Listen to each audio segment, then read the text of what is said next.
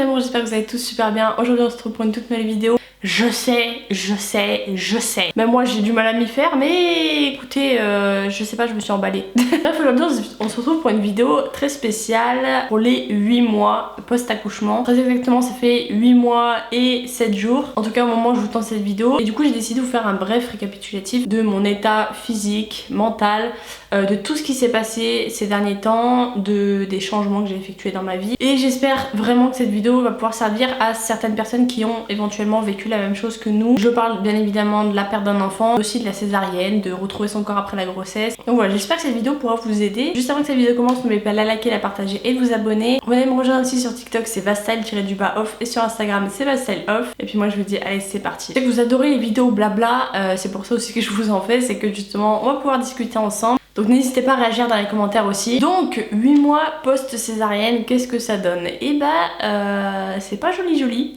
Je parle pas de ma cicatrice parce que ma cicatrice vraiment je la trouve magnifique. Elle est en train de blanchir de ouf. Si ça peut en rassurer certaines, franchement pourtant j'ai vraiment pas une peau qui cicatrise très bien. La cicatrice est en train de blanchir totalement. Elle était encore violette il y a genre 2 mois de ça. Et franchement là elle est quasiment nickel. J'essaierai de vous la prendre en photo et de vous la mettre juste ici, mais c'est vrai que par rapport à il y a quelques mois vraiment ça a changé et du coup j'accepte un peu mieux aussi cette cicatrice là. Pour mes vergetures au niveau du ventre c'est pareil, ça a énormément blanchi. Avant c'était vraiment violet voire rouge. Et du coup ça s'est vachement atténué, même si j'ai pas spécialement continué à mettre de crème ou quoi, mais ça s'est vachement atténué et je suis plutôt contente. Le seul truc c'est que au niveau du poids ça ne bouge toujours pas. J'ai toujours ces fameux 5 kilos encore à perdre. Alors je vous avais parlé de la reprise du sport, des machins, j'ai complètement arrêté. Voilà, je m'écoute aussi un peu et quand j'ai pas envie, je n'ai pas envie. Donc pour l'instant, je laisse tomber. Le seul truc qui va changer cet été, c'est que c'est pas mon chéri qui va passer à la tondeuse, c'est moi. Et comment vous dire que passer à la tondeuse, chez nous c'est hyper long et en plus de ça c'est une tondeuse à main, c'est pas genre une tondeuse où t'es assis dessus. Et franchement je l'ai fait l'autre jour et j'ai transpiré comme un bœuf. Et j'ai regardé sur internet et passer à la tondeuse ça fait brûler énormément de calories, donc je vais faire ça tout l'été et ce sera déjà pas mal. Si j'ai envie de reprendre du sport je le ferai ponctuellement, mais pas aussi assidûment que là je l'ai fait ces derniers temps parce que ça m'a vraiment gavé. De ça j'ai pas vraiment le temps pour ça et pas l'envie nécessairement, donc j'ai pas envie de me forcer. Si je dois perdre ces 5 kilos je les perdrai, si je dois pas les perdre je les garderai, tant pis. On dit qu'il faut 9 mois pour se remettre d'un accouchement et je pense que c'est à peu près ça, si ce n'est la perte de poids. Bon ok, moi il m'en manque 5, mais je pense qu'au niveau du corps, pour se sentir bien, il faut 9 mois, vraiment. Là je pense qu'entre 8 et 9 mois c'est nickel. Petit désagrément c'est que comme vous le savez, j'ai été obligée de reprendre une contraception puisque quand tu sors d'une césarienne t'as pas le droit entre guillemets de retomber enceinte parce que c'est très dangereux.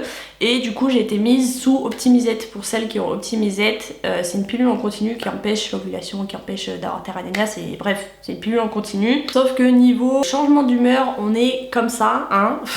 On va pas se le cacher, et qu'en plus de ça ces derniers temps j'ai hyper mal en bas du ventre, comme si j'allais avoir mes adénias, sauf que je les ai pas.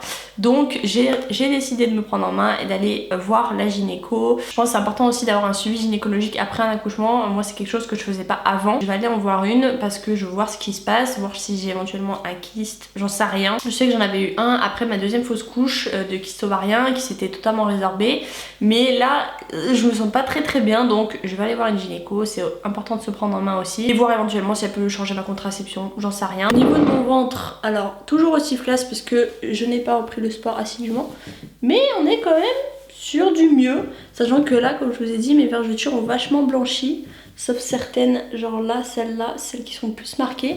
Mais en vrai, bon là je me suis cognée, c'est un bleu, mais en vrai elles ont vachement blanchi et je suis vraiment plutôt contente. Et je me dis que peut-être cet été en bronzant ça va totalement partir, je sais pas, totalement partir.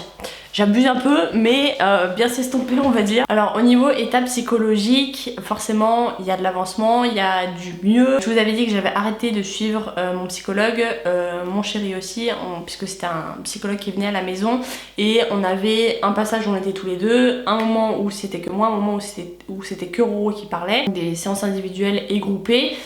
Et on a décidé d'arrêter ça il y a 3 mois je crois, et honnêtement j'en ai pas plus ressenti le besoin que ça, mis à part à des moments forcément où il y a des rechutes, mais j'en ai pas forcément ressenti plus le besoin que ça, si ce n'est que j'extériorise autrement, j'écris, je parle, bref je fais des choses qui me font extérioriser, je fais du ménage aussi.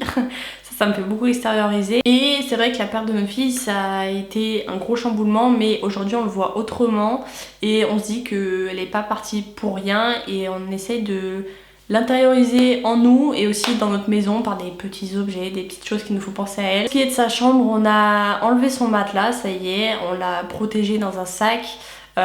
Pour éventuellement son petit frère ou sa petite sœur, on sait pas. Mais déjà ça c'est un avancement je trouve. Donc ça psychologiquement on essaye d'être beaucoup plus fort et je pense que vraiment ça soude un couple à tout jamais. Je pense qu'il pourrait nous tomber le ciel sur la tête, franchement on se relèverait mais comme ça. Quand t'as vécu ce genre de choses tu peux que te relever au moindre petit truc et tout te paraît assez bénin à côté. Mais c'est vrai que voilà, on l'intériorise autrement. C'est pareil, on n'arrêtait pas d'aller la voir au cimetière, donc on allait la voir au cimetière tous les mois quasiment, même des fois plusieurs fois par mois, sauf que on a fait en sorte, je sais pas si je vous l'ai déjà dit, mais on a fait en sorte qu'elle soit enterrée pas loin de chez nous, mais au milieu de nos familles, c'est-à-dire entre nous et nos familles en termes de distance, c'est à peu près équivalent. Et je pense que pour notre bien psychologique, il fallait qu'elle soit loin parce que sinon j'aurais été tous les jours au cimetière, je vais pas vous le cacher. Mais aussi pour qu'elle soit proche aussi de ses grands-parents, donc on a fait en sorte qu'elle soit enterrée à mi-chemin.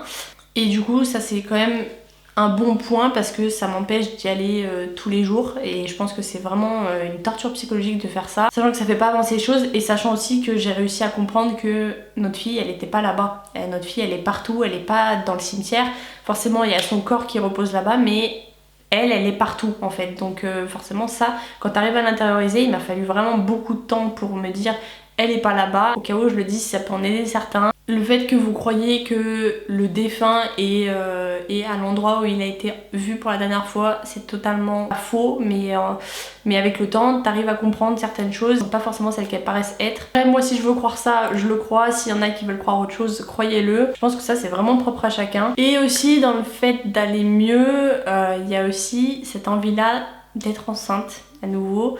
Ça c'est quelque chose que vraiment j'occultais de ouf pendant des mois, je me disais mais non non non non, et de plus en plus j'ai envie de ressentir ce que je ressentais il y a quelques mois, d'être à nouveau enceinte, de peser 3 tonnes et de pas arriver à m'endormir, à marcher, à me lever.